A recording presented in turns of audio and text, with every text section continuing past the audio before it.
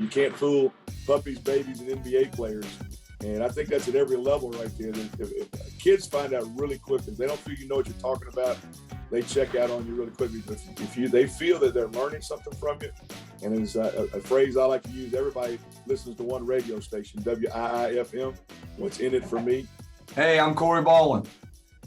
And I'm Dan Searle, and we're back. The new Off the Beaten Path, and a big treat for you tonight.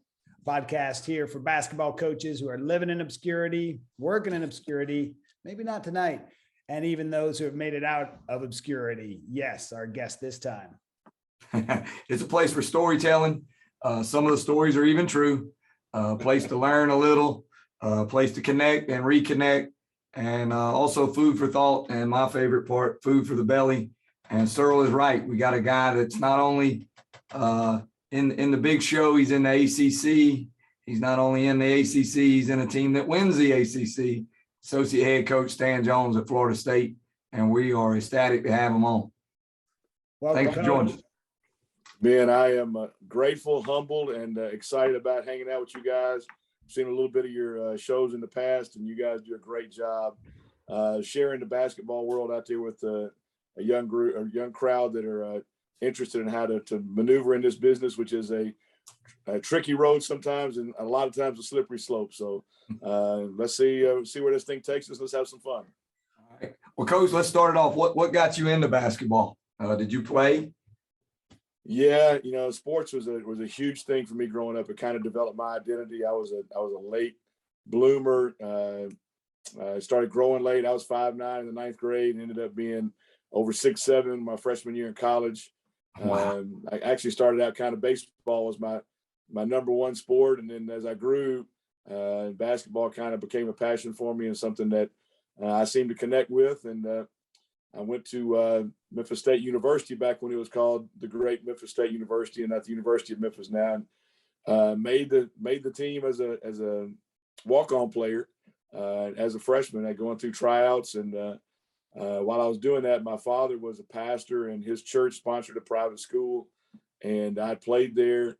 And they asked me to coach the sixth grade team on Saturday mornings while I was a freshman in college and playing. And that kind of hit a bug inside of me, and it caused a fever to kind of, made me go insane like all the rest of us do. I tell guys all the time.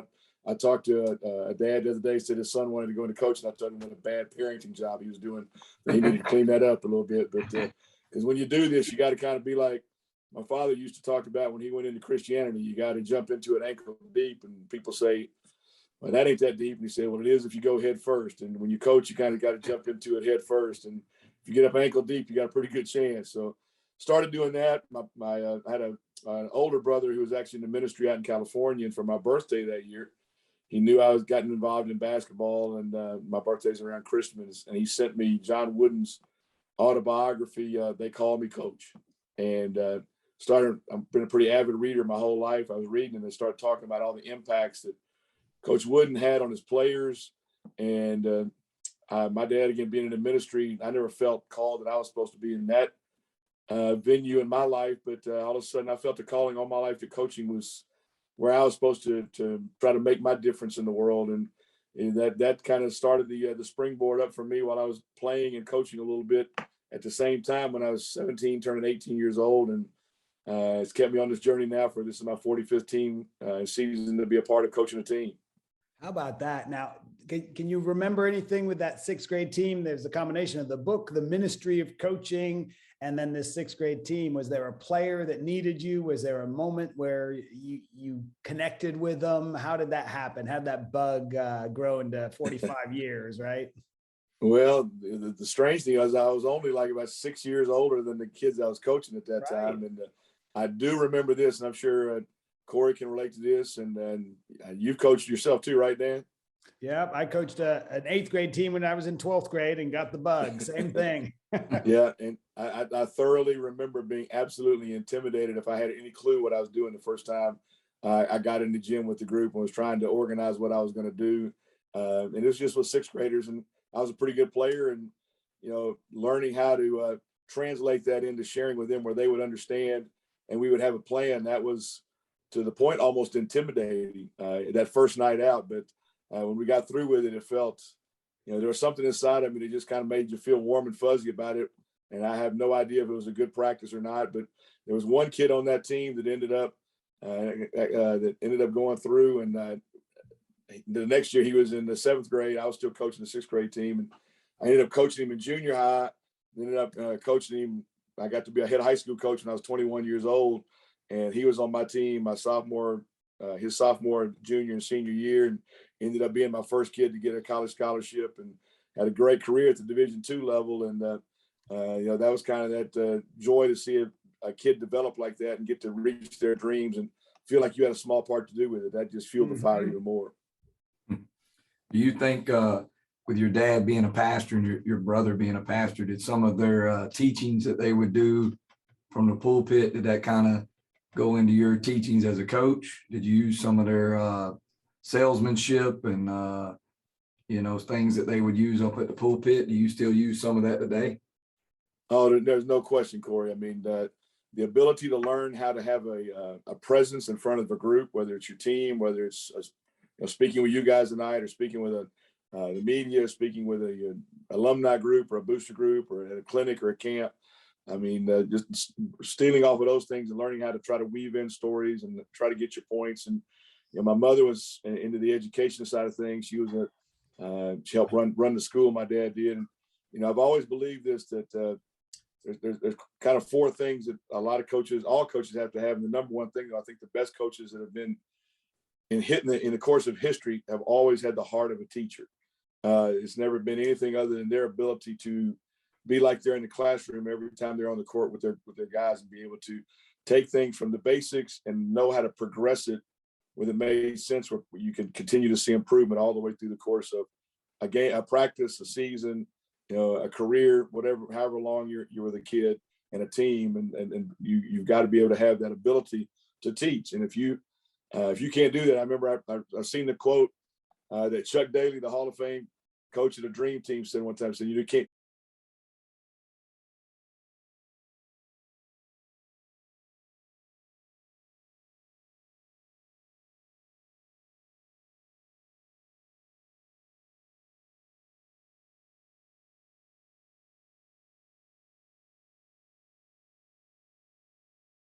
And so if those kids feel like, I'll buy into winning and doing this team thing if I can see what's in it for me and how I'm developing and reaching my dreams. If you can be that guy that can show them that way, both the individual side of things and the team side of things, you have a chance of being successful.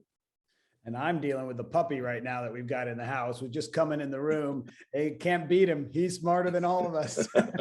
No tricks. Well, what happened next? So did you finish playing at Memphis State, or did you become just a student and get all into coaching? How did that kind of work? Well, that's I was a walk-on player. So that back then, everybody had a JV team in Division I. I think now North Carolina and the Ivy League are the only people that still do that. So I got to practice with the JV team, play a lot in all those games we had scheduled, and then also be the preparation team for the varsity team. After my sophomore year, they had a coaching change, and the new coach that came in didn't believe in walk-ons. In fact, one of my teammates who had been on walk-on and got a scholarship, he pulled the guy's scholarship, which was, I thought, one of the more low character things that a new coach could do coming into a program. And so that was kind of taken away from me without my choice. And so at the same school I was coaching at, the junior high job, back when we called junior high, that's a whole other story. I still think we should have junior high, not middle school. I like that 7, 8, and 9 thing for development better than 6, 7, 8, but right. That's a different topic if we want to get the school administrators on here and talk about growth and development. That's a big deal. But I took the junior high team, and those kids who were on my 6th grade team were now in the 8th grade. And so they had a chance to be part of that team. And 2 years of doing that, ended up getting married after those 2 years. And had a chance to become the varsity coach at my dad's school. Was the smallest high school in the state of Tennessee in terms of enrollment, and never had a winning season. And we built that thing and went from the most games they'd ever won was 9. That first year I was the head high school coach. We won 19 games and got to the association championship, playing a 5 overtime game in the semifinals.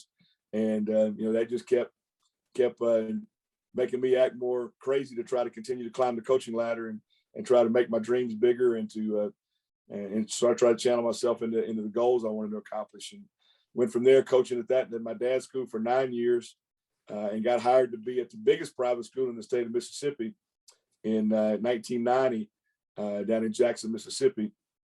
And through the course of the time being there, we had a bunch of great kids that came through that I got to coach. We had a terrific winning record, and I happened to be part of helping, which now the private schools and the public schools play each other in the state of Mississippi. When I was there, they didn't. It was totally segregated. And it was pretty much the white kids went to the private schools and the black kids went to the public schools. And because when I got there, I was coming from Memphis. We were a basketball city. It was all about hooping. And I started taking my kids to go play in the city summer league. Built a great relationship with Wayne Brent, who was then a high school coach in Jackson, who's now the head coach in Jackson State. And he allowed us to come over to Provine High School and play in the league. Went to the team camps at Mississippi College and Mississippi State, which a lot of the private schools they were having their own team camps. I went and played with those guys. I wanted our kids. I was telling our kids, we're going to learn to play with the best. We're not just trying to win our league. We're trying to be better than that. And so we went through that. And out of the course of that, I met a prominent African-American attorney there in Jackson who had a son coming up, and he wanted to get his kids involved in AAU. And at that time, that was kind of the deal. With AAU was the national tournament was really the only really big stage in the summer, other than going to the 5-star camp or the BC camp. Those are the three things you had to do to prove yourself as a coach. I had been working for 10 years for 5-star and had a great experience there, and got to have a pretty good reference point there from people thinking I was okay at what I was doing, because you had to, 5-star was a basketball overdose. You had to be really good at your station. You had to be really good coaching your team, or Mr. Garfinkel would fire you during the middle of camp. I saw that happen. And so there was a lot of pressure. College coaches were allowed to work the camp at that time. So it was really a proving ground for everybody, the players, the coaches, and everybody. If officials were involved in it, a lot of the officials you still see today were young guys coming through, the Fred Barraquette, Scott Foster in the NBA, Ramey Steins who's in our league in the ACC. Those guys were all young guys when I was coming up. So we were all out there trying to make it. So it was incredibly competitive. But this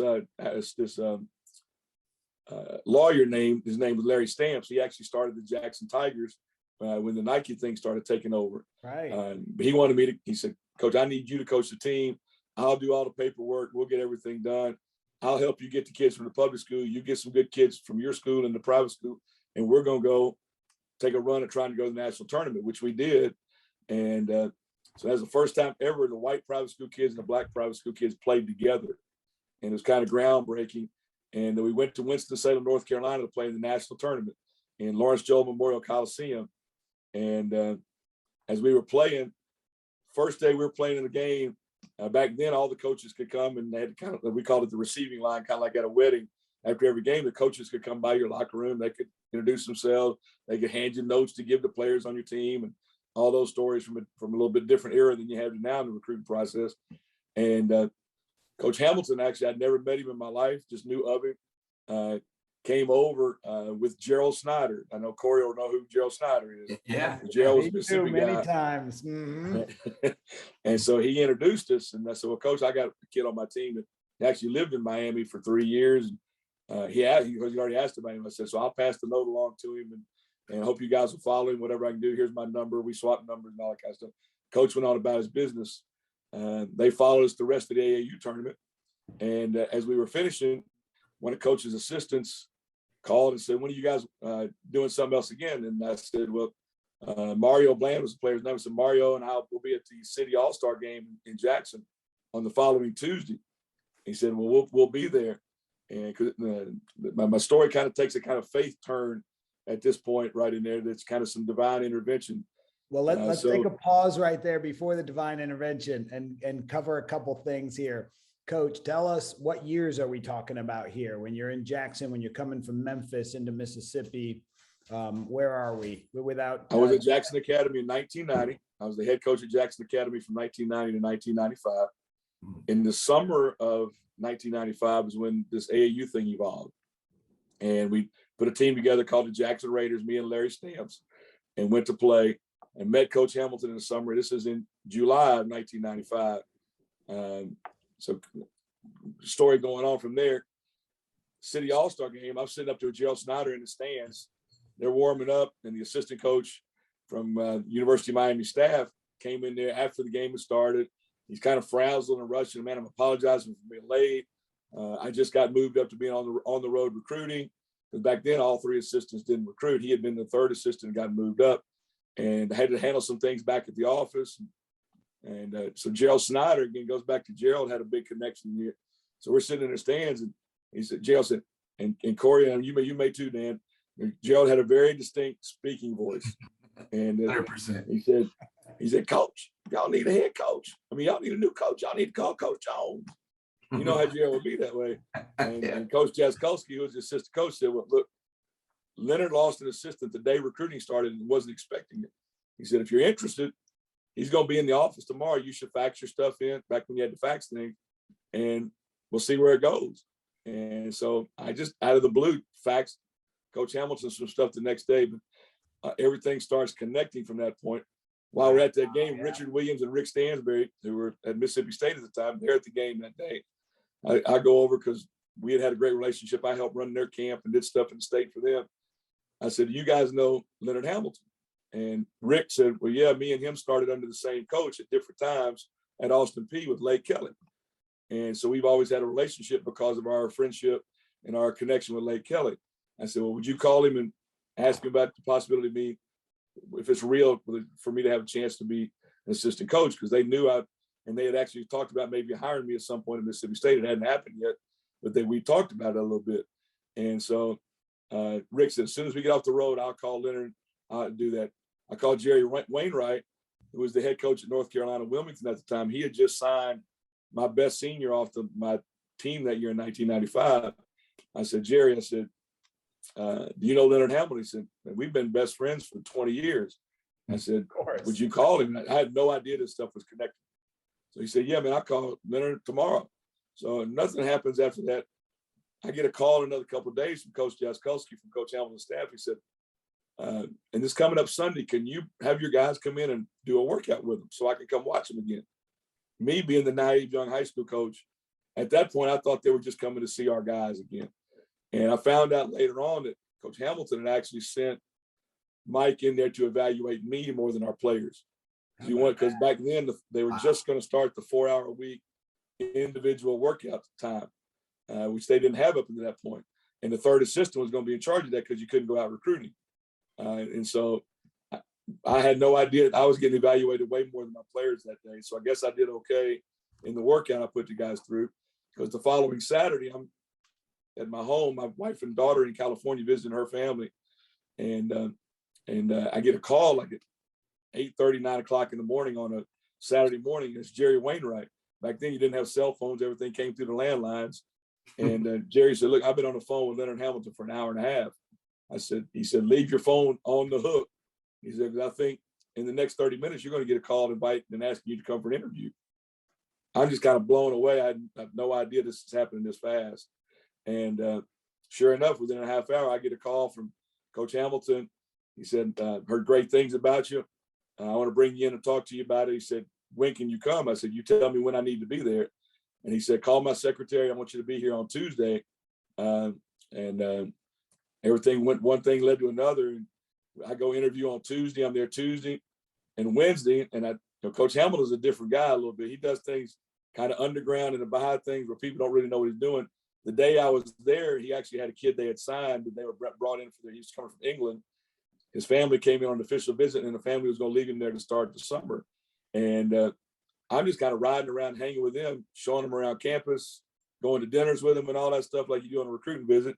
And again, I had no idea. Part of my interview as coach was watching how I was interacting with the parents sitting in the car with them and all that kind of stuff. And, I had a 30-minute meeting with the AD. Coach asked me like 3 questions, just me and him talking at breakfast that morning before we picked up the recruiting his family.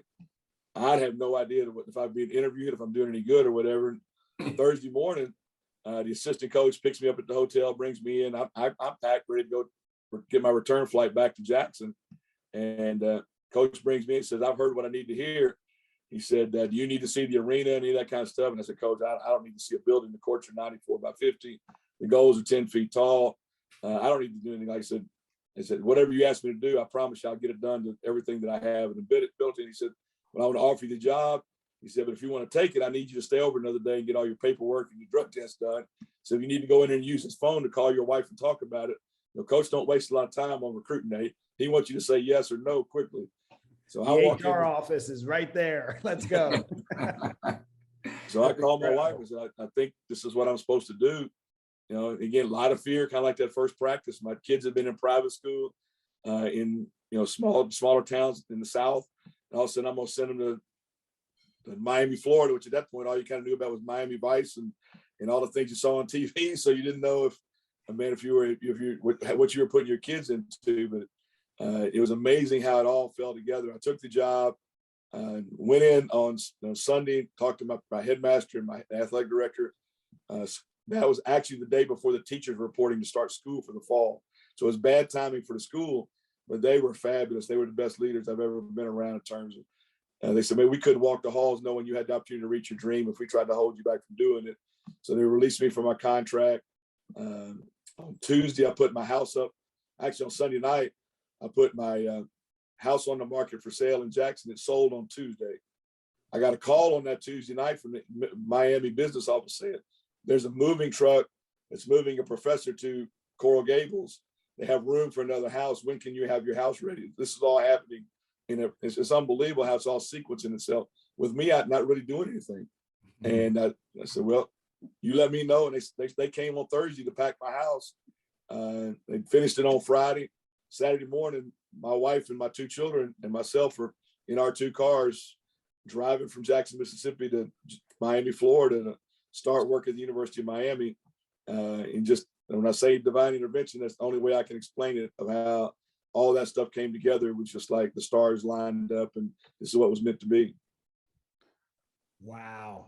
We'll keep saying that. It really did line up. That's incredible. For anybody who's watching this, who says, hey, this is supposed to be off the beaten path and you got big time D1 assistant coach on, there's the off the beaten path. You just told that story, how it bobbed and weaved through Memphis and Tennessee and middle school, junior highs, through high schools and AAU to there you are with Coach Hamilton. That's a great story, Coach.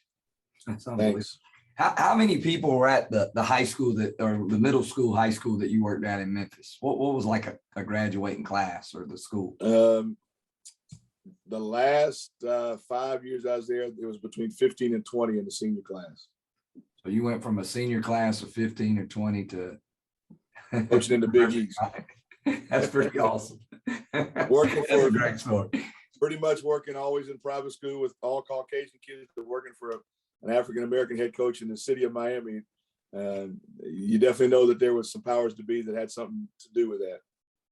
Well, talk about that transition, both the family going to Miami, you said the TV in Miami Vice, the Tubbs and Crockett's and whatnot, impressions that anybody from the outside has, to the basketball, right? The roles have changed significantly and the talent's gone up. You had the AAU experience, of course, but that transition, tell us about it, both personal and professional, if you would. Well, it's a Coach Hamilton, again, is one of the most unique CEOs that I've ever met, been around, and obviously I've been with him now 26 years. But I got in there on that first Saturday. It started on like Thursday or Friday. I don't remember what day it was to start the semester. And he had talked to me, and Howard Garfinkel from 5 Star and other people had told him about my ability, that I was very good on the court with teaching and that kind of stuff. And he kind of told me about each guy on the roster. And we started individual workouts on Friday, and I'm expecting kind of the whole staff to be there, and I'm going to be learning a whole lot. And all I was told was they need to work on this stuff right here, and you got it. And Coach Hamilton's the kind of guy, if he thinks you're good, he wants you to operate in your strengths. He's not going to be a micromanager. He hired you because he did his homework and believed in you. And so I go from, coaching high school kids that every day I got 6-7 hours, because we decided to do each kid individually at the start of the thing, with working with our whole squad every day doing individuals. And Coach it's unique how he just lets you grow into your own stuff and kind of figure some things out on your own. He doesn't try to dictate. And as long as he's watching and believes what you're doing is right, he kind of stays out of the way. And the players were giving him good feedback to what we were doing. And when he was watching and not recruiting, he was good with what we were doing. And I tell all these young GAs and stuff that work in our offices now, I said, you got to learn how to think on your feet. You got to be prepared because, Coach walked in my office second week I was on the job. He said, I really don't like our mail out program, which the mail out program used to be a pretty big deal in recruiting. He said, I want you to create a new one. Turned around and walked out of my office. Didn't say what he wanted me to sell. Didn't say what he wanted to want me to start hitting themes, to start hitting on that kind of stuff. He said, just create a new one. And so again, I tell these young GAs, I said, one thing I did is I always tried to think like I was going to be a college coach. That's what my dreams were. So when I was coaching in high school, whenever my players had gotten mail, I would always have them come to my office, ask them to open it up in front of me, read it in front of me, and they said, let me look at it. And I said, go to the secretary and make a copy for me. And I had kept a notebook of every piece of recruiting mail my players had gotten. And I had it in my stuff that I carried to my office in Coral Gables. And when Coach said that, I started getting out that stuff that I had from seeing all these other schools, from Army to SEC schools, and started picking things that looked good and how I could translate that to what would fit with what Miami was about and the kind of university we were and where the program was heading and that kind of stuff. And it ended up being exactly what Coach Hamilton wanted. So you always got to be preparing even when you don't know when it's going to happen. And I did that. He also walked in one day and said, you're in charge of the Nike contract. Walks right out of the office. I'd been at a high school where I was going to have the little sporting goods rep coming over from Judge Little Sporting Goods. I got to manage the Nike contract on how that works off the grid and how you do this. And didn't tell me what colors he wanted, what kind of shirts he wanted, what kind of unis he wanted. Just you're handling the Nike contract. So again, you got to be, if you get hired, you got to be able to take things and run with it. So I started calling friends in the business. What's the best thing to do? I called the coach that I replaced. How did you handle this? I was totally egoless and just said, I'm going to learn so I can be good at what I'm doing. So coach doesn't have to worry about following up and make sure it got done right. And I try to tell all these young coaches coming, that's the biggest key. You got to make it easier on your head coach where they don't have to follow up and clean up any mistakes or problems or messes that you make. You got to be there lifting them up because you get your job done and make all the boats rise in the tide. Your time there, y'all had I know two real good runs, right? Like right at the end. Didn't y'all did you win the Big East or finish second? Or no, we won the we tied with Connecticut for the Big East regular season championship our last year. I was there. Coach was there 10 years. I was there his last 5. We had a great run. We went to 3 straight NCAA tournaments. Went to the Sweet 16 in 2000. Won the Big East co-championship that in 2000. And then I was again phenomenally blessed. Now 5 years earlier, I'm coaching at Jackson Academy in Jackson, Mississippi, and out of the blue, because Coach had built programs at Oklahoma State and Miami, Michael Jordan calls him and talks to him about trying to be the head coach of the Washington Wizards. And he offers him the job. Coach takes it. For 10 days, none of us on the staff really heard from Coach because he was trying to figure out, and I'm sure Michael was dictating what he was going to do. And I got a call saying that I was going to be going with him to be on the bench with him in the NBA. 5 years ago, I'm coaching in down in the Delta, Mississippi against Greenville Christian in Greenville, Mississippi. And all of a sudden now we'll be sitting on the bench in then it was called the MCI Center in DC with Michael Jordan being our boss. It's not all roses and all that kind of stuff. A lot of things happen along the way as a person of faith. I kind of circling back to the start of my story at Miami, and I'm being a person of faith that I am. I thought when I got the job at Miami, I was being blessed because my faithfulness and my prayers. It's unique that all the time I was a private school high school coach, I never carried health insurance. So when I took the job at Miami, I had a 90-day grace period before my insurance was going to kick in there. And right as my insurance kicked in, my wife came down with a very difficult disease. University of Miami has a medical school there in a big hospital, and all that stuff kicked in. They had a department that specialized in her situation. So you start realizing that sometimes you get blessed to take care of things that you don't even know are coming down the road. And so that was a difficulty there with her going through that. And it was difficult when the NBA thing, because Coach had just signed a new 7-year contract in Miami. We thought we were going to be there for a lot longer, and things were going on. And then Coach takes the Wizards job, and my daughter was going to be a senior in high school. My son was a sophomore. They had worked very hard and had excelled in the programs they were in. And going to school in Miami ended up being great for them.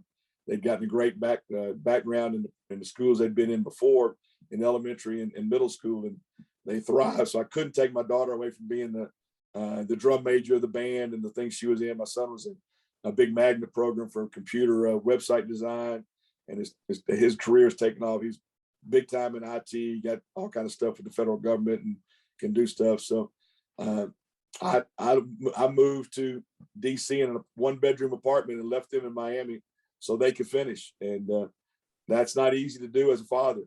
And so, you got to make a lot of sacrifices sometimes to chase your dreams and keep your careers going in this coaching world. And so the blessing you get sometimes also comes with a burden. I think that's kind of the story of our faith, is how do we mesh our blessings and burdens to keep believing in what we're doing and who we are and what our faith is. Did you ever think when you were in that basketball would take you not only living in DC and being in the NBA, but, just the amount of moving you did. So Memphis, Mississippi, Miami, DC, awful fast. Did you see that coming down with your dad being a pastor? I'm sure he moved around some, but did you see that coming down the path? I mean, did you kind of prepare for that mentally or not? I knew it was a possibility as I talked to people, investigated about coaching, that sometimes you're going to have to be willing to go wherever the opportunity came. Mm-hmm. My father had actually been a pioneer of 8 different churches, and all of them were in West Tennessee. He had gone on the evangelistic field for 2 or 3 years. And in fact, that's when I was born. He was out on the evangelistic field in California, which is where I was born, but his mother became sick. He moved us back to Memphis, and he started a new church, and that all grew into being able to have a school and all that kind of stuff because of his ability to grow a congregation and to dream big and to have faith. So yeah, I knew it was a possibility, but you never know how it would go. But after that 1 year with the Wizards, Michael Jordan decided to come back to play, and so Michael Jordan always had a famous quote that when Phil Jackson announced he was leaving the Bulls, his comment was, and they knew Tim Floyd was going to take over because he was buddies with Jerry. What was the Jerry Krause? Jerry Krause was going to hire Tim Floyd, and good memory by you, Dan. And so he said, the only college coach I'll ever play for is Dean Smith. So now he's going to come back and play. And so he had told Larry Drew, who was our top assistant, right before, a couple of weeks before, we had made a lot of progress. We didn't have a great record, but we made progress, and we were going to at least have until the All-Star game next year. But then Michael decided to come back on a business kind of deal. So he was not going to take the heat in the media by playing for a college coach. So he negotiated a movement with Coach Hamilton to let him out of giving away. Had to owe him the rest of his contract, but brought in Doug Collins. So that was a one-hit wonder, kind of like the old 8-track tapes. And so we were there 1 year. Coach was still getting paid and decided he wasn't coaching the next year.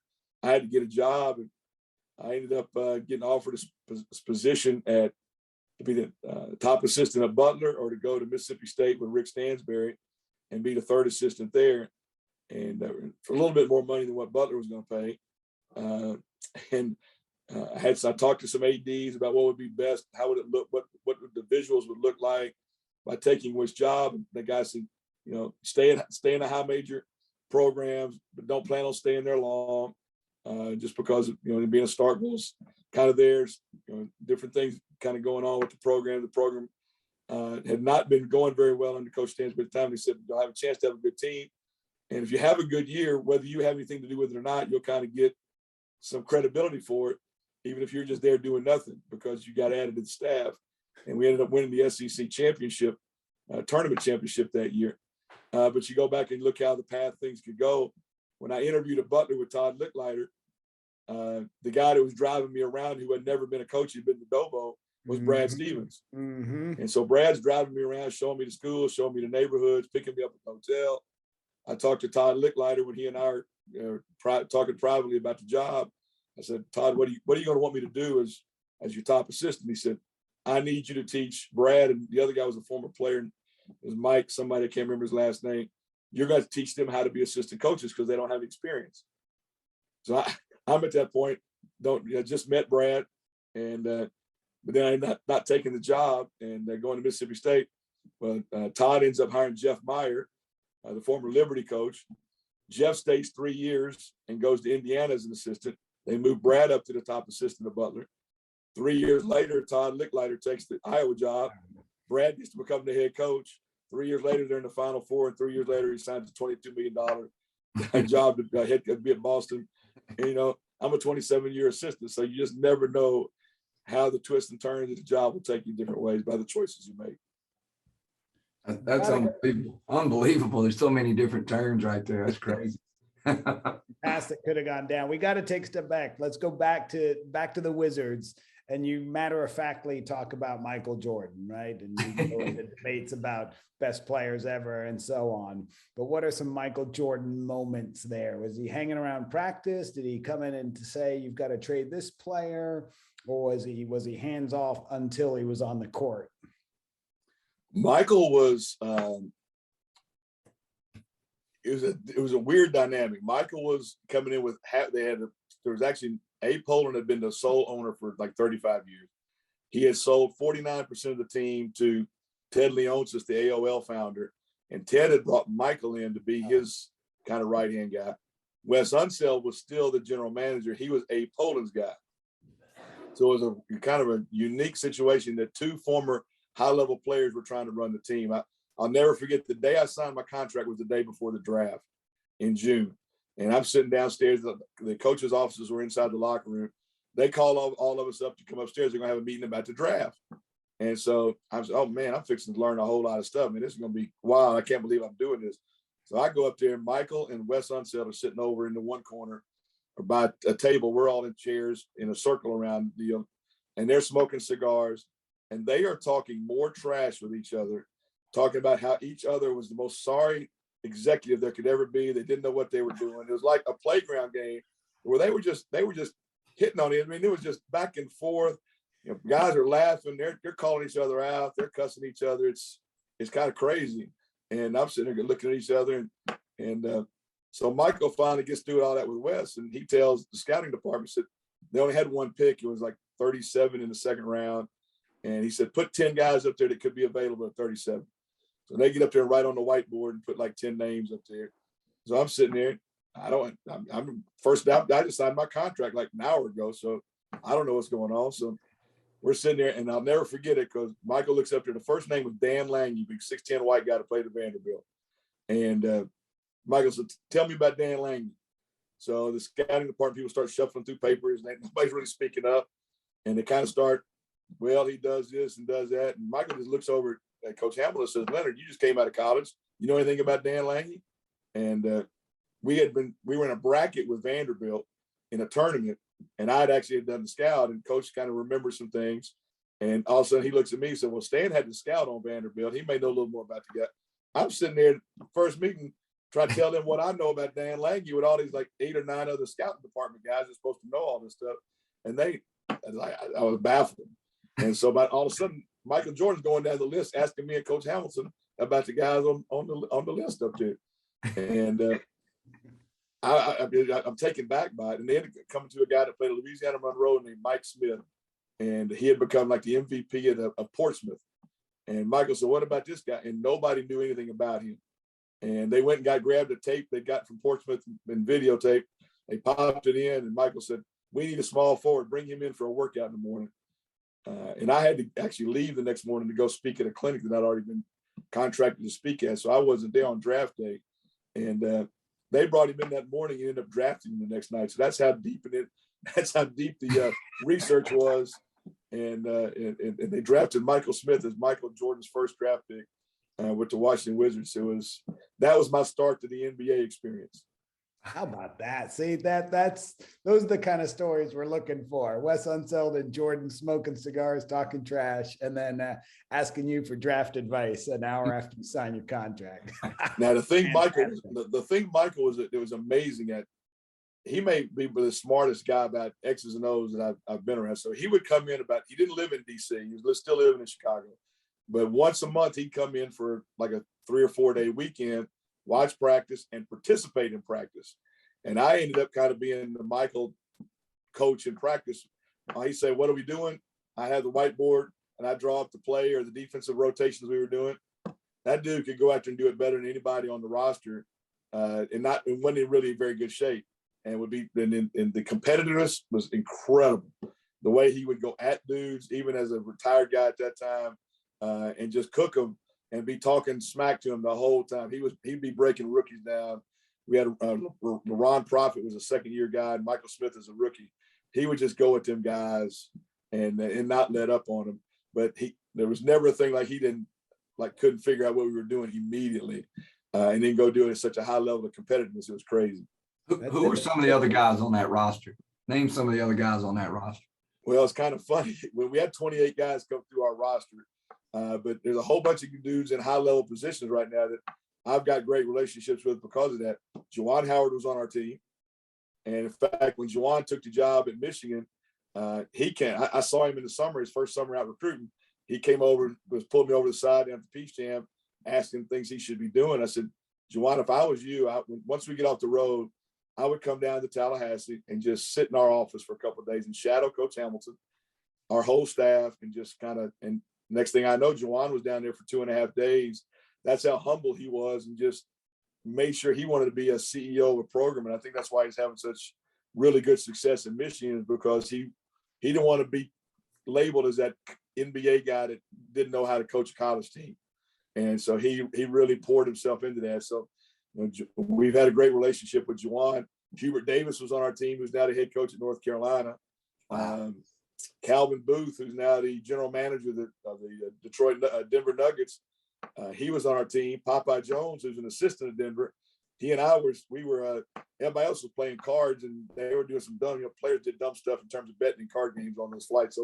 Those stories actually happen if you ever hear those out there.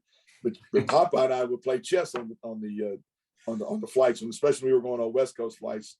And so Popeye and I had great relationships. So David Vanderpool was on our team. He's the top assistant at Brooklyn now. So a lot of those guys, even though we didn't have a great record, it's kind of made my network and the friends I have in the business be out there. It's been pretty cool to have those connections in my life. Let's just give our listeners that visual for a second. Stan Jones and Popeye Jones sitting playing chess on the airplane heading to the West Coast for a Clippers game, right? Oh, fantastic. Go from the flight, some of those pro guys, how different was it to deal with them outside of basketball than it was kids? Because, in college, even though they're young men, but they're kids, for Yep. you and for coaches. How was it dealing with grown men, guys? How did that go? And did that help you when you went back to college? In terms of dealing with the guys, it's way more managing than it is coaching. Mm-hmm. Managing egos, managing, how you're going to substitute, how you're going to rotate players and that kind of stuff. There's more of a system to that than sometimes the strategy that you worry about. When you're putting something in as a offensive system or a defensive system or a situational thing, they don't really want to know how, they want to know why. So you're not really explaining to them. You kind of leave the figuring out the screening angles and all that stuff. They kind of coach themselves through that stuff. But what they want you to be able to do to be really good in the NBA is, the players kind of run the team for the first 3.5 quarters, but the players want to have a coach on the sideline who's very good the last 6 minutes of the fourth quarter on putting them in situations to win the game and kind of handle the pressure at that point. So if you're kind of good on the whiteboard in those situations, you get their respect pretty quickly, and they'll back you in those areas if you can show competence in those areas. So the thing that I really came out of my experience in the NBA that year was the amount of additional things I got to learn about time and score, situational plays, how to get your best players in their spots with different kind of actions, how to try to take away other teams' best players in spots, pick and roll coverage, defense and stuff, and offense became a whole new level of understanding for me from what I knew as a high school and college coach.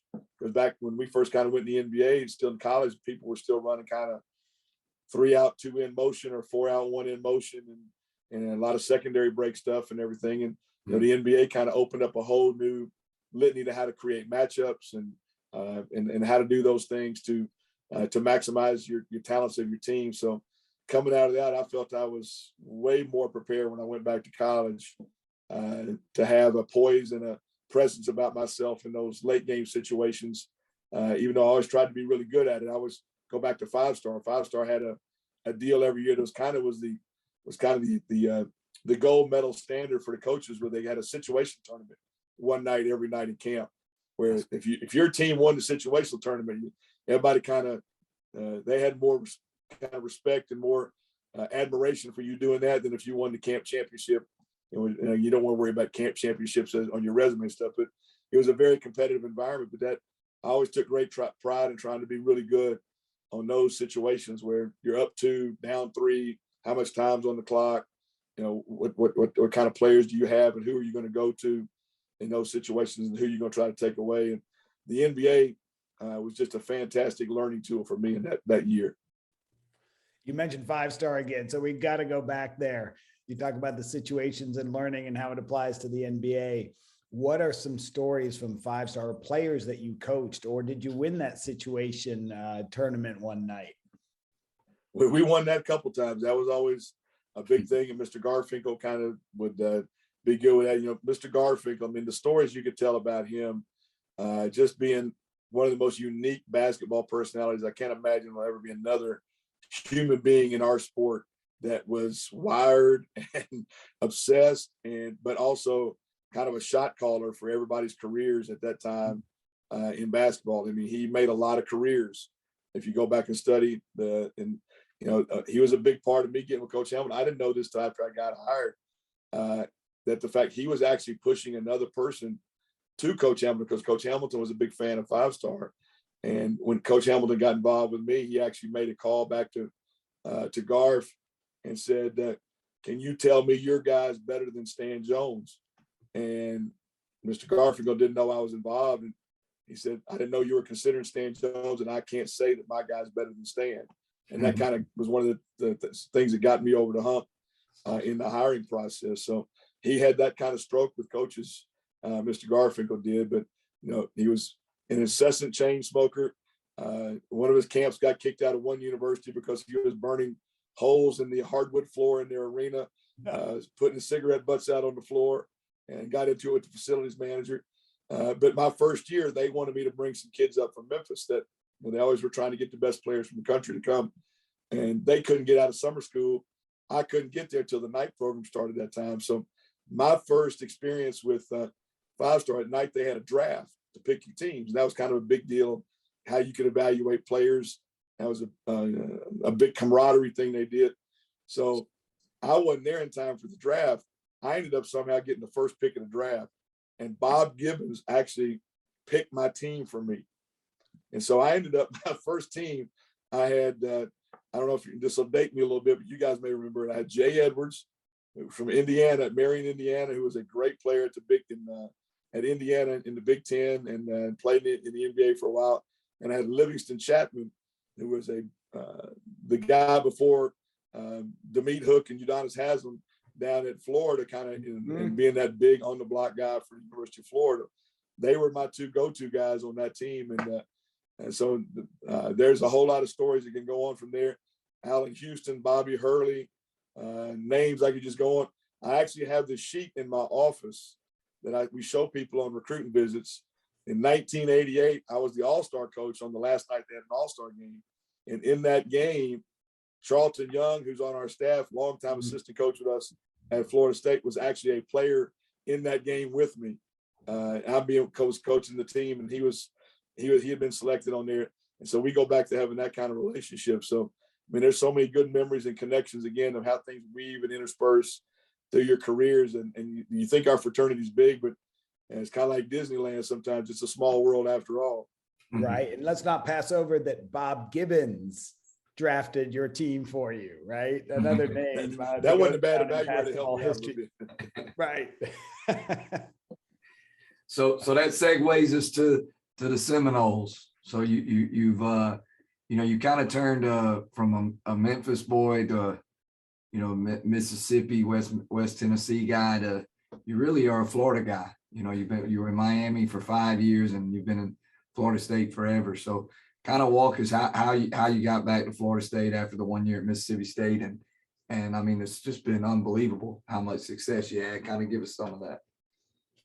So that's another unique story. So, and I'm at Mississippi State the whole year. Coach Hamilton was doing radio shows. He had 2 of his own radio shows in Miami. I didn't think he was going to get back in coaching. I thought the experience in the NBA was not something that he relished a lot. I know his family loved living in Miami. I wasn't convinced he was going to even take another coaching job. So he had actually been working the whole second half of the year with me of a job that we knew was going to come open, a mid-major job to try to get me the head coaching job at this unsaid university. We're not going to bring up any names on people here, but we had worked on it the whole year. And as we got to the end of our season, the AD had actually called me and said, "You're going to be in my top 2 candidates." And so I'm thinking, great. We're actually in the NCAA tournament with Mississippi State team in Dallas. I'm sitting on the grassy knoll, no lie. The grassy knoll where JFK was supposedly shot from. I get a call from the AD and had phone interviewed that. So we played on Friday, Sunday. So it was Saturday afternoon after we had practiced. I walked over to see the JFK stuff because I like history. And the phone call, the AD's number comes up on the phone. I sit on the grassy knoll and interview with the AD that day. I have no idea. So he tells me himself I'm in his top 2. And so we go the next day, we lose back then they didn't always put the pods right. So we're the 3 seed, Texas is the 6 seed. We have to play Texas in Dallas. So you can imagine the crowd was not very pro Mississippi State that day. And we lose I think it was a 2 or 3 point game to Texas in the round of 32. We fly back to Starkville that night, and we're on the bus going back from actually Columbus, Mississippi. It's about a 20-mile drive back into Starkville. My phone rings, and it's Coach Hamilton's number. And I answered the phone. I'm on the bus. He said, "Can you talk?" And I said, "No, I'm on the bus right now." He said, "Well, as soon as you can get free, I need you to call me back." So I'm thinking he's talking about this other job. And so I get back. There actually was a big crowd out there celebrating the team because the team had won the SEC tournament, and they didn't get to really celebrate after we'd won that because we had to go straight to the NCAA tournament. And pretty big crowd out there. We did all the howdy do's and all that kind of stuff. I get up to my office. I call Coach back, and he says, "You can't tell anybody, but I'm taking the Florida State job. They're going to announce it on Tuesday. And I'd like for you to come back with me, but I know we're working on this other job." And again, this is how Coach works. He said, "If you want to stay in this other job, I'll support you and everything. But if you want to come with me, I can't wait on you because the program's not in very good shape. We got to start making things happen." And that kind of, so on and so forth. He says, "I need you to come immediately and drop out of the other deal." So I called the AD back the next morning at the other school, and he had just become the AD. He'd been a former coach in another sport, had never been an AD before. We're having a great conversation. I said, "Now look," I said, "I got this other opportunity. So what's your timeline going to be on this?"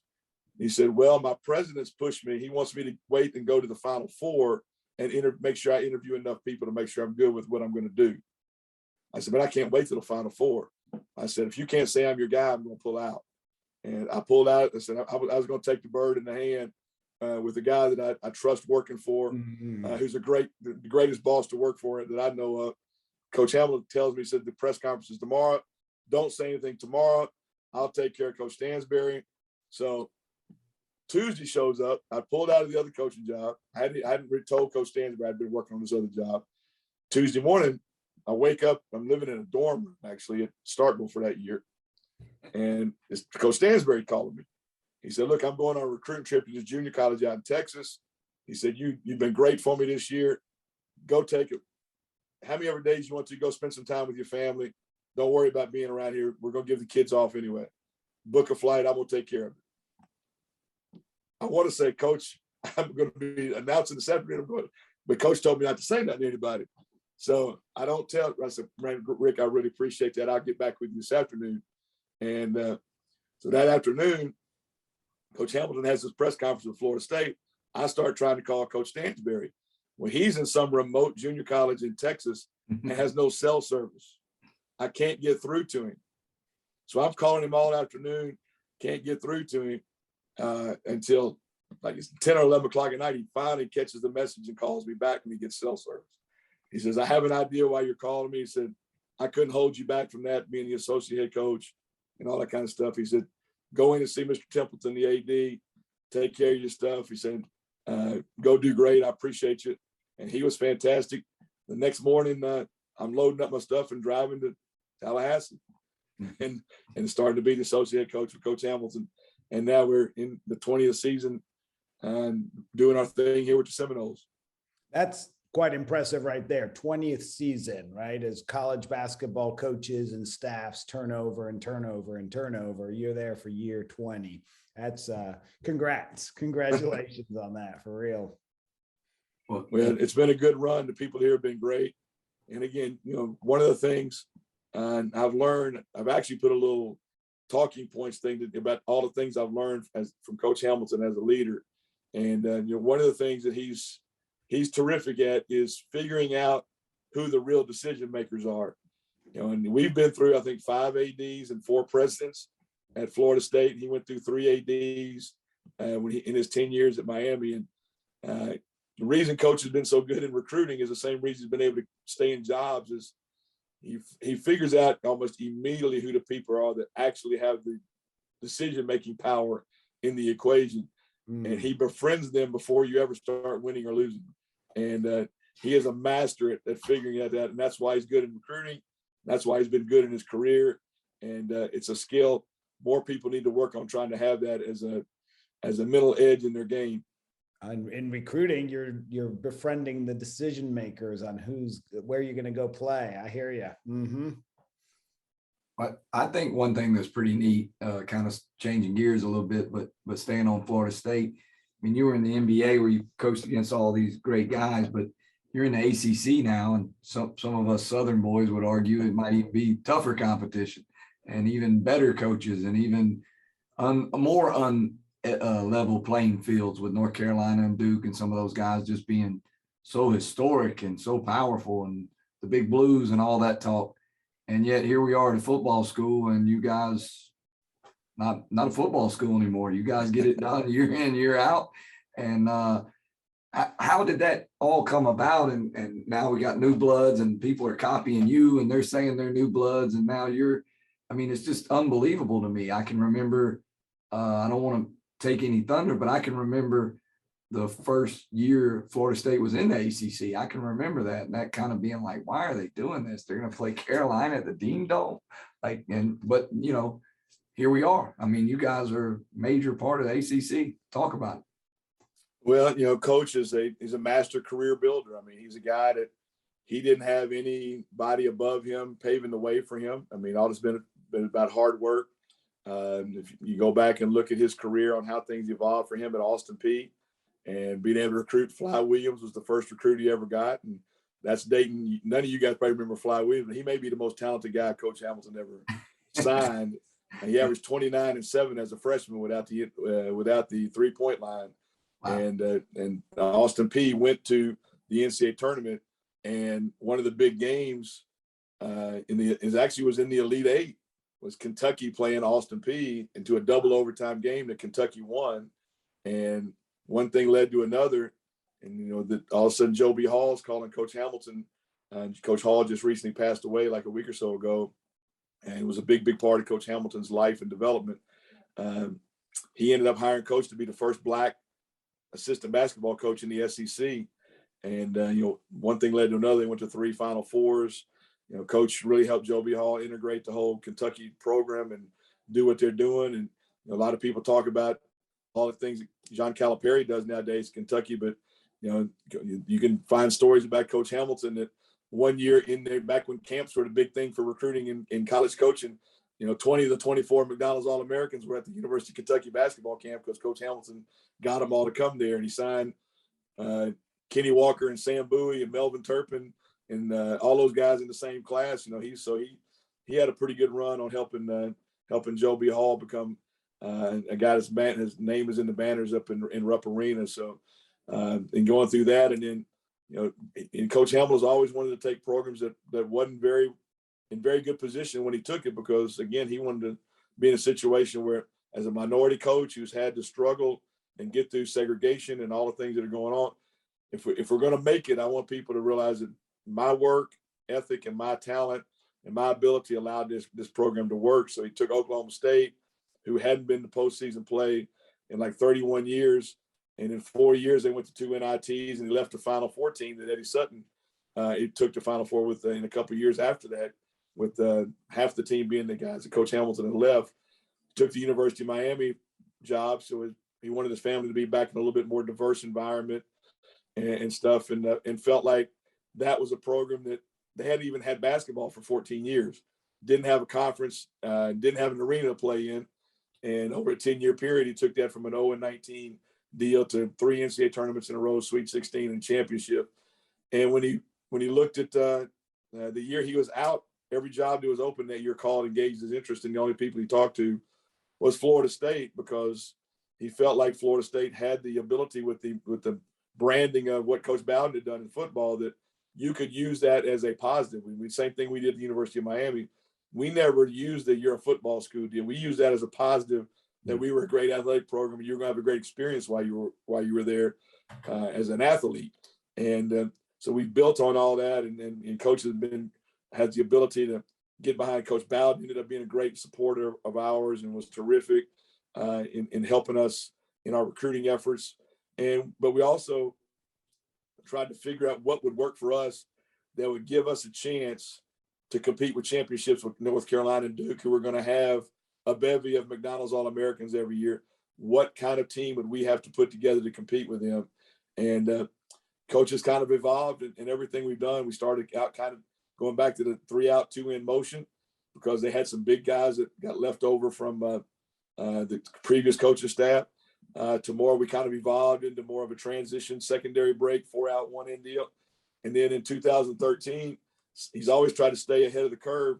We took our team on a foreign tour to Greece, and we trained with the Greek senior men's national team as they were getting ready for the Eurobasket competition.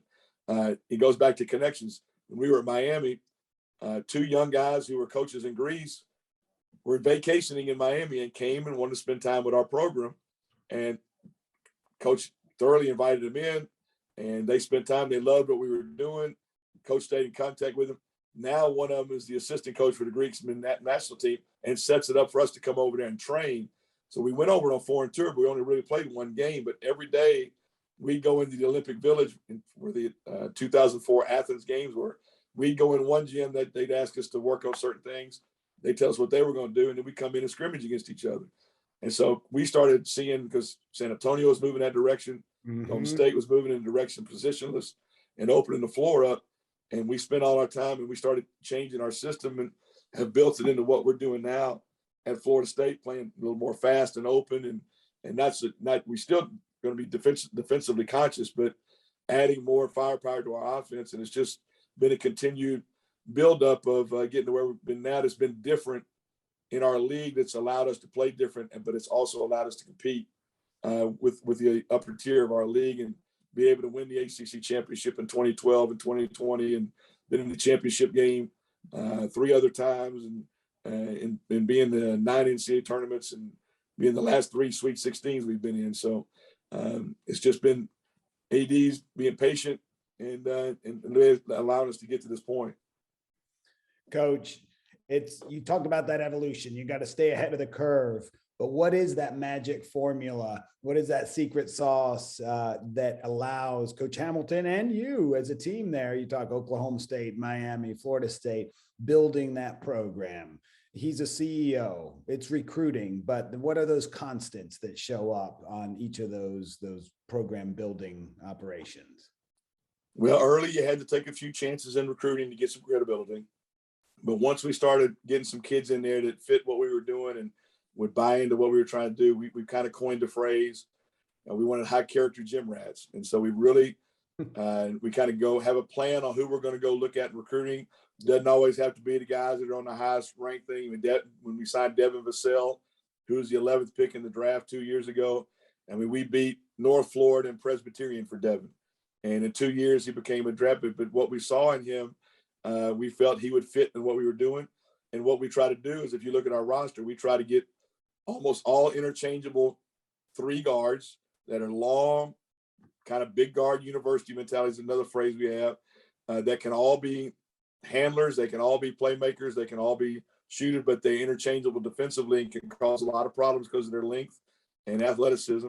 We try to get a four-man who's a versatile, can go in the block if you need to, and can defend multiple positions, but can also be a fourth playmaker on the floor. We've had great, starting with Al Thornton, who nobody knew about. We ended up being the fourth pick in the draft out of Perry, Georgia. And then Chris Singleton came behind him, or Carl White. You go down the line, and Patrick Williams most recently. And I know I'm leaving a couple guys out of there that were great pieces in that position. And so we've kind of had that model, and then we've had that kind of a rim protector guy that was either a great front to post defender or a great secondary shot blocker, like Bernard James, who was a guy, and again, goes back to Coach Hamilton's philosophy he learned from Joby Hall. We had Bernard James, who was led the ACC in block shots and was our center on our 2012 championship team. One spring, Coach gets a call from an ACC referee, believe it or not, who had been calling the military base games. And there was 4 coaches in the ACC that he liked, Coach being one of them. He said, there's a guy playing in here that I can play in the ACC. And the only coach that followed up on that ACC referee's call was Coach Hamilton. He calls out to that base, goes out and sees the kid at the base. Kid did not play in high school. He had a GED, so he was going to have to go to junior college. So Coach said, we'll help you find a junior college. He ended up coming to Tallahassee Community College, believe that or not, and signed with us. Ended up being a starter for us for 2 years, led the ACC in block shot, 33rd pick in the draft as a 27-year-old. And it was those kind of guys are just another stories of how we've been able to follow up and find those guys out there that we were able to evaluate, recruit them, develop them, strategize with them, and then be able to win with them. But that evaluation, that skill, you're going to miss on a few, but you see something in these players that then they grow in the system, and you're at the top of the league. That's big time. Yeah, it's been good to us. Fiondu Kabengele is another guy like that. We beat Binghamton for Fiondu Kabengele, and he redshirted his first year because he had grown 8 inches. Coach Dennis Gates, who's now the head coach at Cleveland State, had saw him and thought, he's got a motor, he's got hands. If we can get him in shape, and he came kind of from a basketball pedigree. His uncle was Dikembe Mutombo, and so we offered him and we signed him. And he redshirted his first year and ended up in the next 2 years never starting a game, but becoming a first-round draft pick because he just grew into what we wanted him to do, and was a great part of our Elite 8 team in 2018. I looked at it on your bio. It said y'all had 19 NBA draft picks. I don't know if that was a little older. Is that correct? Is that right? We've had 19 NBA draft picks and 4 guys get free agent contracts. So we've had 23 NBA players at Florida State in our 20 years. That's unbelievable, man. That's awesome.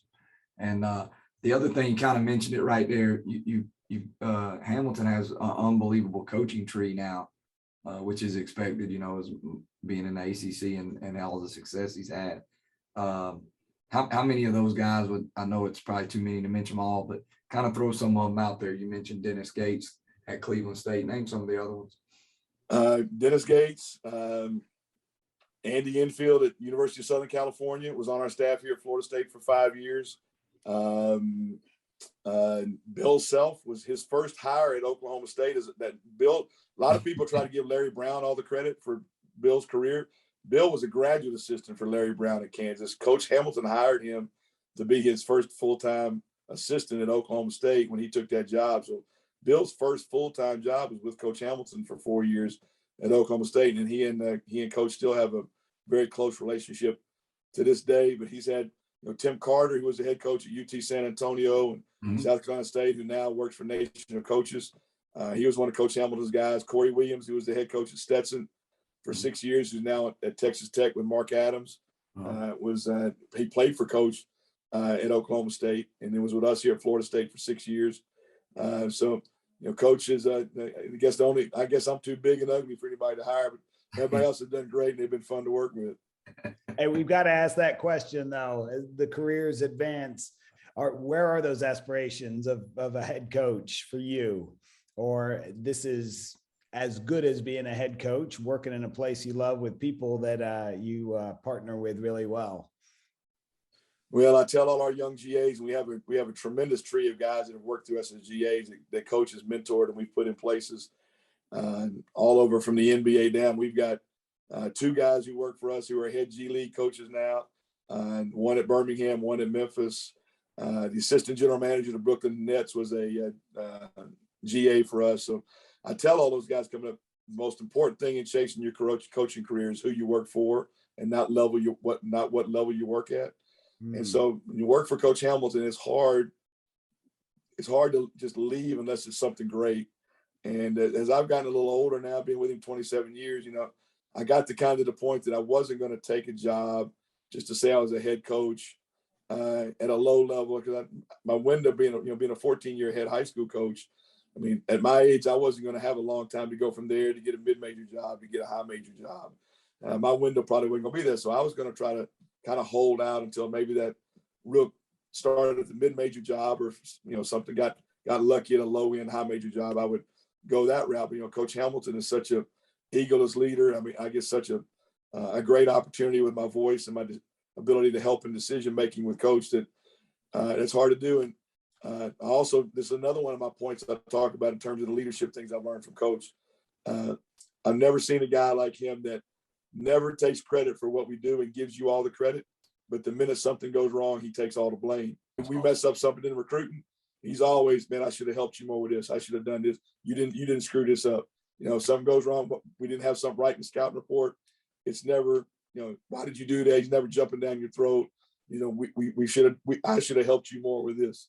And so, when you work for a guy like that who cares about your family as well, hard to leave. And then, different things. I've been able to see my family grow up together, which is big. My grown children now live in Tallahassee. Their careers are in Tallahassee. My grandkids, I'm sitting in my office at my house. The house across the street from me, their backyard connects to my daughter's backyard on the other side, and my 3 grandkids live there. They're 12, 10, and 7. So I get to spend a lot of time seeing what they're doing. And so it happened, there was one mid-major job I've turned down twice at the same school because I couldn't tell my wife, I'm going to not let you see your grandkids and you're going to sit in an empty house in this other city for the same amount of money that I'm making at Florida State. So I've got to take something that was kind of going to make a change or make a big impact in our lives after we decided to give up coaching. And God hadn't done that. And I'm at peace with, if I end up being a career assistant coach, I'm good with that. If I get an opportunity here, even at 62 years old, I'm good with that. And we'll go make it happen there too. So you just keep the faith and you keep your head down and working and keep believing who you are and try to make a difference every day. And like I tell our players every day, my number one job for you is to continue to define reality. And that's what I try to do every day, show up with our players and be real with them and not let them fall into the smoke and mirrors of social media and the outside noise that allows them not to see what they have to do to really have a chance to make it. Well, there you go. You go from a dorm in Starkville and a 1-bedroom in DC to backing your yard up to the grandkids. Good for you. I look at everything in life as a blessing, And I've actually, I'm a big dreamer and I always think of things. If I ever was able to have a book written about me, I've already got the title written for it. That's how I don't know if the publishers would use it. It would be, in the Bible, it says a good man's steps are ordered of the Lord. So my book would be Ordered Steps, the story of faith and faithfulness. All right. Well, there's the title to the podcast. I like it. All right. Coach Jones, we're going to go through, we always end our show with a lightning round, and we both get 3 questions. We'll throw them at you and you kind of give us some quick answers, but also if there's stories, you can run with them. We don't really have time table set, but we do try to throw some quick ones that, we couldn't ask when we were doing the pathway of your journey. So let me ask you this though, because my dad sometimes on the Wednesday night service would have question and answers. He said, I'll always answer your question as long as you give me the right to say, I don't know. Yeah. You have the right to say, I don't know. You have the right. Okay. You have the right. Do I have a time frame on this? This ain't no, like I got to hit the buzzer real quick or anything, right? No shot clock, okay. but we may give you, a warning. We may give you a warning. All right. So I'll start us off, sir. I'll go away from basketball for a minute. You've been in some great foodie towns. I'm a food guy, so I got to ask, a couple of food places. What was your favorite place in Memphis to eat? Did you have a place? It may not even exist now, but when you were there, was there a place you always went to eat in Memphis? Maybe even Memphis barbecue? Corky's Barbecue. That's an easy one. And in Houston restaurant over on Poplar Avenue. I can drive right to it right now if I was in the city. I love it. And what's your spot in Tallahassee to eat? What's your favorite place? I like to go to Wahoo Seafood Grill. I like it. I like it. All You're right. not going to ask about Starkville? Yeah. Go ahead. Starkville. Throw us a Starkville and a DC in there. Might as well in Miami. Go ahead. Throw us all up. The Little Dewey in Starkville. Barbecue again. Oh, I And like it. if you want the cheese sticks, Cotton District Grill. Those are the spots. If you ever go to the one horse town of Starkville, they do have two good places to get some groceries. All right. What about Miami? What did you? I know Miami's so many big places and such a big. So many big places, but you know, the one thing that I fell in love with, and it probably doesn't help my body composition these days, I learned about Cuban food. And there's some fantastic places to eat Cuban food down in Miami. Villa Habana, Versailles, Cafe Versailles. There were some great places that I had never experienced in Memphis or Starkville or Washington, D.C. All right. So I got two more. I'll stay in basketball and then I'll let Searle take over. But my two in basketball, I always ask, what is the, I know you've been in some unbelievable arenas and unbelievable crowds. So give us the best and then give us the worst. What's the worst place you ever coached at? The worst in terms of facilities or The place that you, a little bit of both. You can give us a little bit of both. In the fans, right? The two worst facilities we ever played in was the alumni hall on St. John's campus when they tried to get you in there, which was a little, you had to, the steam pipes everywhere and the crowd was right on top of you. They don't play there much anymore, but they did back in the time with that. And the old Fitzgerald Field House that Pitt played in before they built their new arena they played in now, that was absolutely pitiful. It was. The second part is the Tallahassee Civic Center wasn't very good when we first got the job, and they've turned it into a terrific venue for us now. But when we first got there, it smelled like the circus and the tractor pull had been there every day, and so that became a problem because they had. And what's the best, other than your own? But what's the best you went to play in, like a place you kind of, whether it was historic or just you love the arena? What would that be? I mean, there's so many fantastic arenas in the NBA. Probably the one that had the most, I was kind of a Laker fan growing up, and then we had a great run in the Sweet 16 and the Elite Eight, playing in the Staples Center. That was always a neat place, a special place to be driving in there to go play. And probably the best facility for on a college campus right now is at Louisville. The Yum Center in Louisville is like a pro arena in terms of just the quality of the how the setup is and everything. The hardest place, believe it or not, we've ever played was in my second year of Florida State. We had to go to Wichita State in the NIT, and they have an incredibly difficult crowd to play in front of out there. A couple other places are pretty hard to play in outside everybody, thinking Cameron and all that stuff is kind of the deal. Virginia Tech, when they're good, Castle Coliseum is very difficult to play in, as well as the Rack at Rutgers, when they're good, is a very, very difficult place to play in over the years. Now, probably the best environment in a tournament was we played our last 2 years at Miami in Madison Square Garden on the 9:00 game in the Big East semifinals against St. John's when Mike Jarvis was the head coach there. Ooh. The environment in there was the basketball knowledge of the crowds in those places and the energy when you walk in that building was I really never experienced anything like that in any other postseason tournament. Those are great answers. My last one, I've asked the last couple of guys we've had on here, and I kind of like to hear it, and I'd really be interested to hear it from you.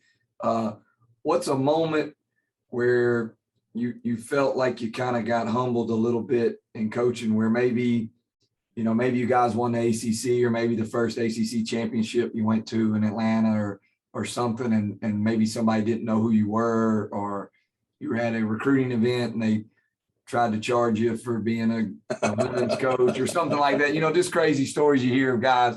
Have you had one of those moments where you kind of thought you arrived and then you realize maybe you haven't or whatever?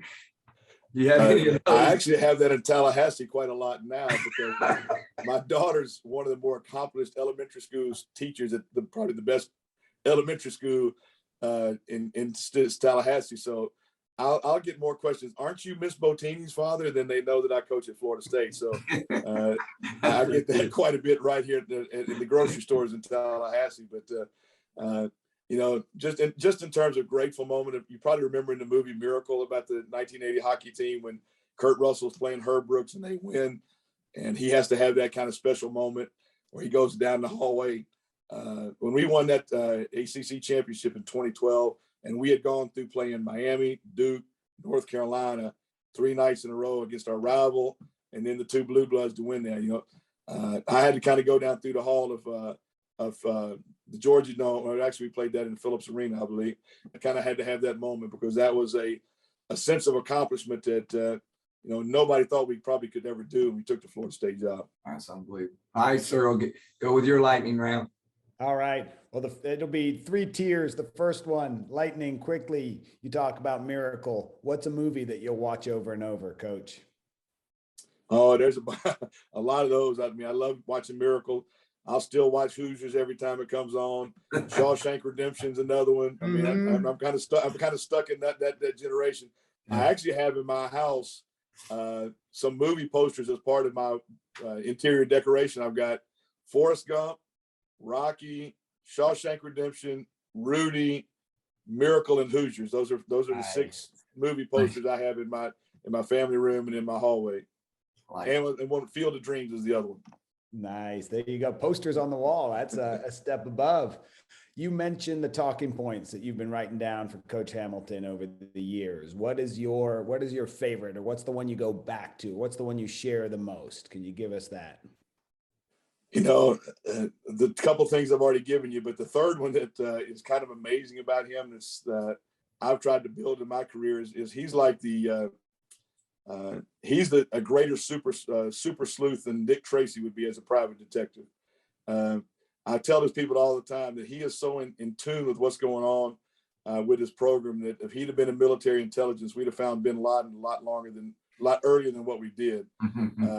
I know when I first went with him at the University of Miami, one of the assistants were there. We didn't have cell phones when we first started, and we had one assistant coach that kind of liked to just kind of get away on his own every now and then.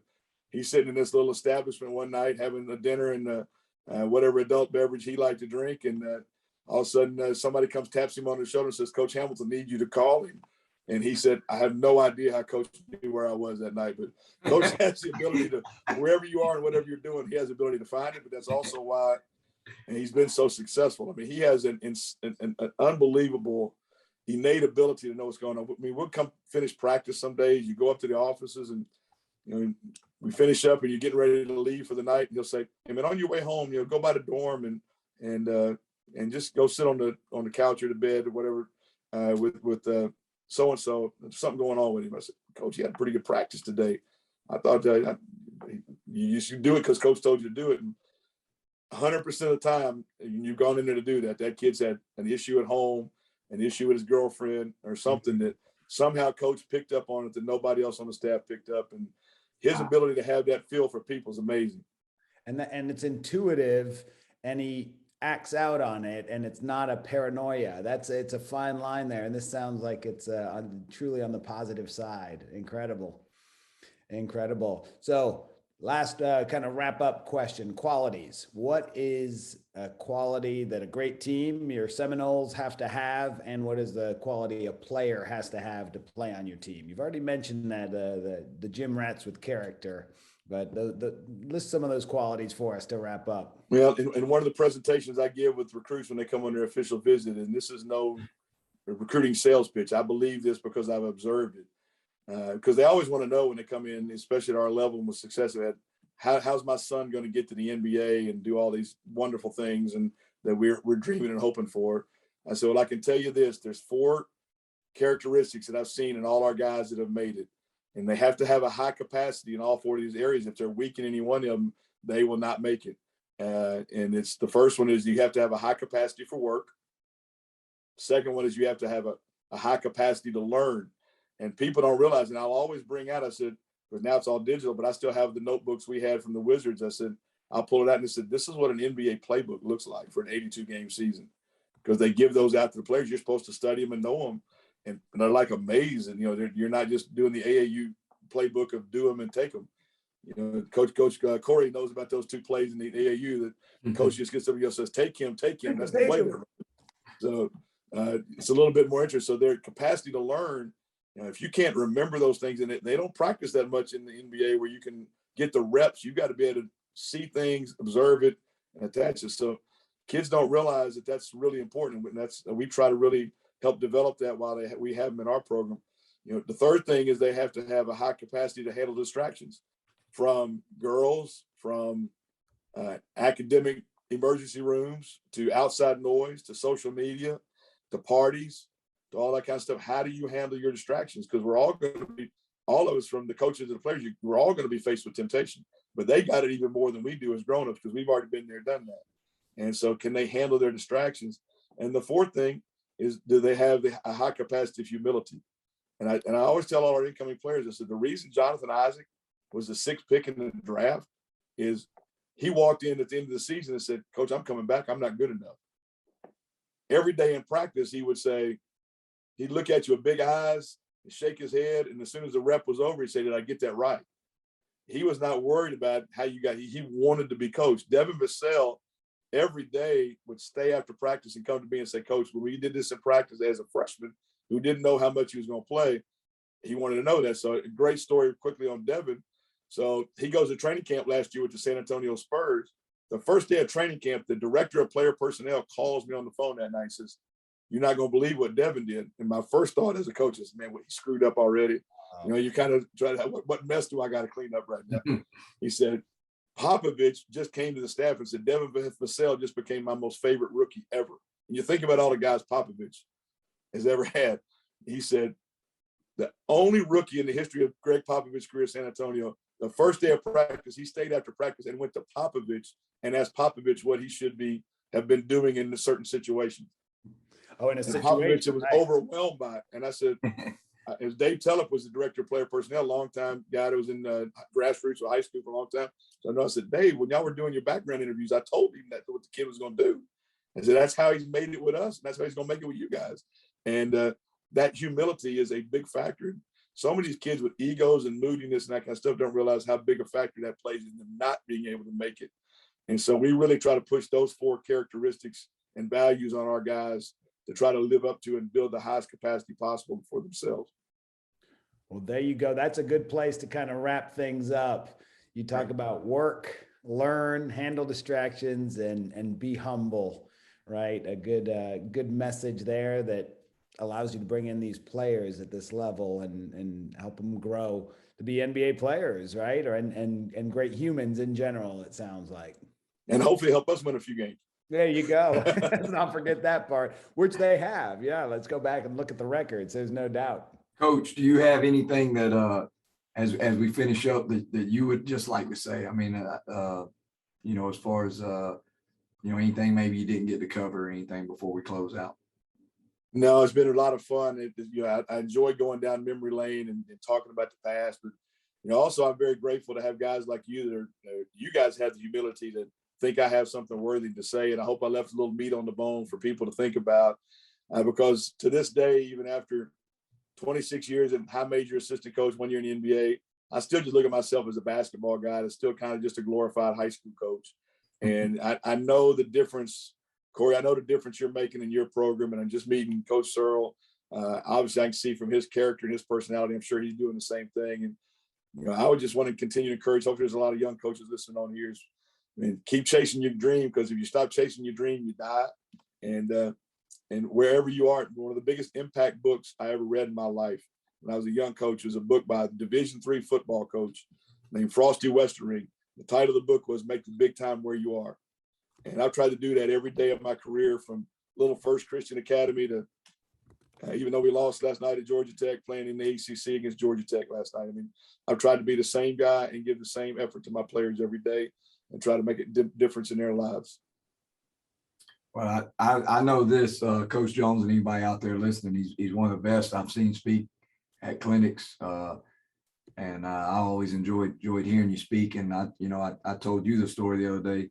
I still run a play to start the game that we got from you, a jump ball play. And it's been good to us for about 6 years, and you know, kind of funny. We won't. Searle want me to draw it on the board, but I don't want it out there. I'm selfish. I'm gonna keep it with me. But I Don't have really to tell everybody everything you know. yes, sir. And I always enjoyed it, and a lot of tidbits that you always talk about, like tonight. You know, not just the X and O's, even though you're one of the best out there, obviously. A lot of tidbits, and didn't know your dad was a preacher, so that explains your a lot of your stories and a lot of your ability to relate and to tell a story. And Searle, you gonna close us out, man? We're going to close this out, but we're going to give Coach Jones one last time on the mic at the pulpit there. Any shout outs you've got? Anybody you want to thank and put a word out there for? Well, you know, my family's been fantastic. You know, I lost my mom and dad back in the 90s while I was at Jackson Academy, but they were still a big part of my life. My wife and kids have supported me. And obviously I got to thank Leonard Hamilton for following his faith, for hiring me and giving me that opportunity. You know, in year 3 of my coaching experience as a high school coach, my team went 31-1, won the association title, and I thought I was the next John Wooden, and the phone was going to be jumping off the hook with everybody was going to want me. And 11 years later, I got my first college job offer from Coach Hamilton. And so, you know, the key in life, and I use this mantra all the time, and I share with the young coaches that I try to mentor, is if you do the right thing long enough, good things happen for you. And you got to understand, though, there's 2 words in there that you got to be able to deal with, and that's long enough. It may not be one practice, it may not be one great season, but you got to keep staying, growing where your feet are, and developing some root system into your life and in your character. And in the end of the day, it'll work out for you. And again, I'm just grateful for you guys for asking me to come on, and I think I had some value for your listeners. And I'm going to look forward to building even a greater friendship with you guys. There you go. Do the right thing long enough. And that is where we will leave it here. For all of you listening, follow us there also on Instagram, Off Beaten Path Podcast, and Twitter if you want to interact, Off Beaten Path with the _. And Corey, time to say goodbye to Coach Jones. We could be talking for another 2 hours easily, but let's wrap it up and on to the next thing. Yeah, we appreciate it, man. We've had some good guys on here, like Searle says, on and off the beaten path. But for you to take time out, being a big time ACC coach and just an old high school coach, like you said, we appreciate it. We've learned a lot, man. We really appreciate it. And for those out there, it's a show for those who want to coach, those who are in coaching, those who have been in coaching, those who follow and support coaches, and those who even hire and fire the coaches. And hopefully we're not running nobody off from getting into coaching by watching this. But we appreciate you watching, and share it, like it, subscribe, and tell some other people about it. We appreciate you. Thanks, Coach Jones. And as the old preacher said, take up the collection, church is out. There we go.